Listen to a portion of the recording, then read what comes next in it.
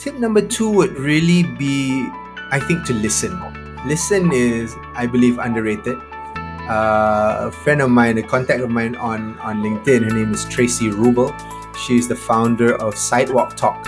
And what she does is she puts, I think at the moment, there's over 8,000 people on sidewalks listening to the public. So whoever needs someone to listen to can just walk up to them and say, will you listen to me? And they train people on how to listen. What she said was so powerful to me. She said, you cannot do listen. You cannot do listening. You have to be listening. You have to ingrain it in your entire being, that you sit down and you really empathize with somebody and you put you put yourselves in their shoes and you listen from your heart. So I would say to culture practitioners or transformation practitioners, you really need to put aside your assumptions about the C-suite. Sometimes we assume that the CFO is all about numbers. She is the hard iron lady, all about numbers.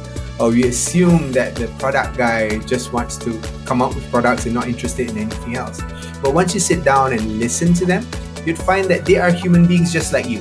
And they have their fears and they have their passions and they have their hobbies. So once you connect on a human level and you're listening, truly listening to them, then you can have a conversation about, listen, chief, this is what we need to do to move our employees forward. This is what is good for the organization. And then, then it's a much calmer, much nicer conversation than trying to yell at somebody and trying to force something down their throats. So I think this is not easy to do, especially if you're talking upwards, you're talking to people more senior than you. But it's a skill, I think, that all of us can nurture, and some competency that we really need to have if you want to get buy-in and you really want to get support.